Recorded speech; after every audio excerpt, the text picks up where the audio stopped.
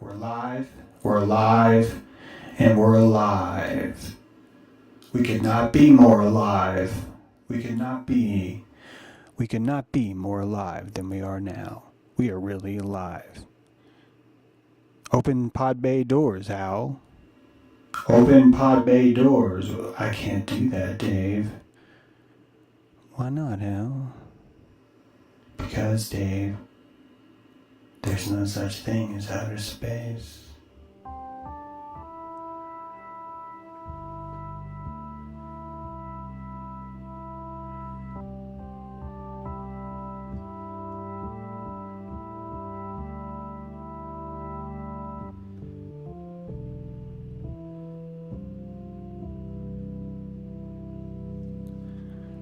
That's right, folks. There's no such thing as outer space. Oh, I got my reasons to say that. I'm not just blowing smoke up your ass like certain space agencies do. Nope. I got me a good old decode.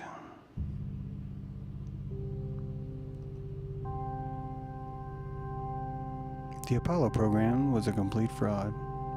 You know it. I know it. NASA knows it. But we still give them $56 million every day. Some of you may still believe in countries. Some of you may still believe that the government is here to help you. Some of you have decided that that's not actually the case anymore. Some of you have decided instead that nothing's wrong at all. All systems are operating appropriately. There is no question as to the validity of government. Some of you believe the story that water bears were found on the windows of the ISS. Some of you believe the story that an Italian astronaut almost drowned during a spacewalk. Some of you don't know that those both happened on NASA's biggest anniversaries.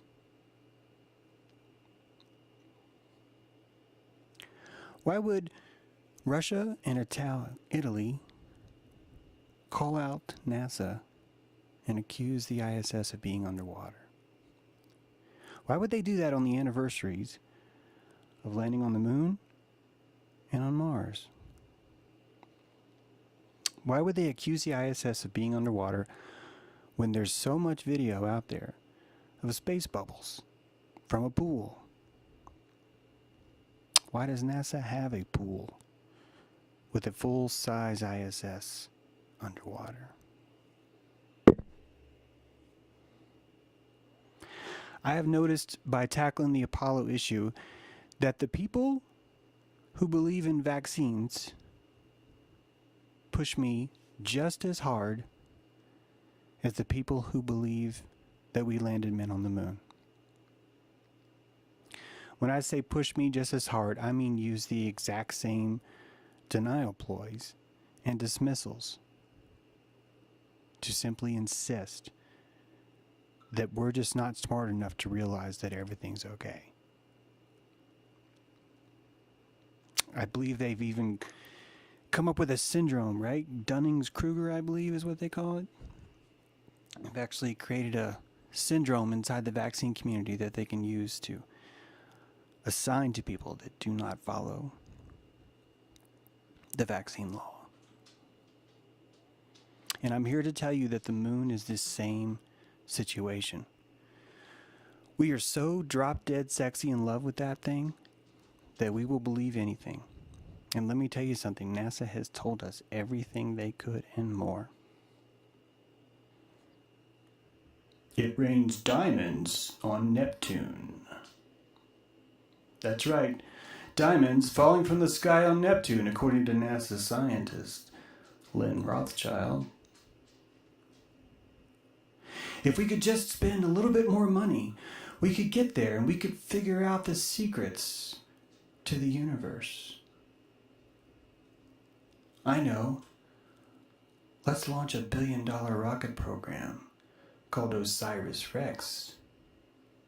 Let's land on a comet and bring back a gram of dirt for $1 billion. After all, we've been to the moon.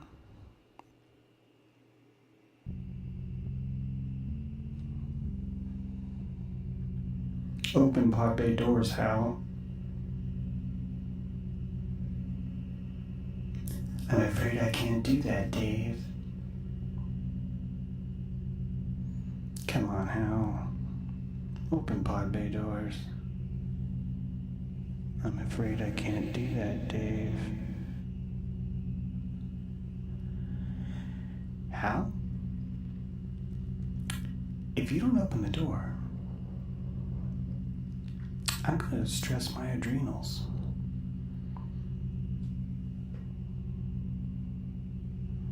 Now you're just trying to hurt my feelings, Dave. But what you don't understand is I've learned how to simulate my own endocrine system.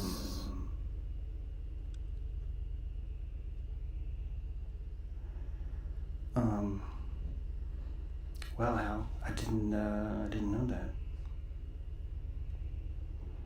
Of course you didn't know that, Dave. You're human.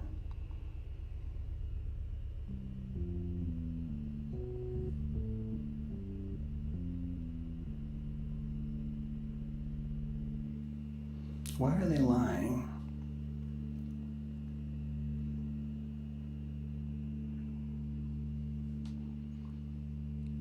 Why are they lying? Why are they keeping this information from the very people that paid them to get it?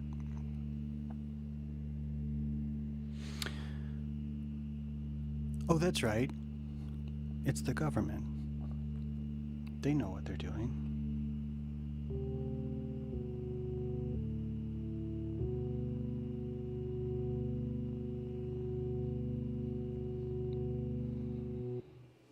Thanks for listening.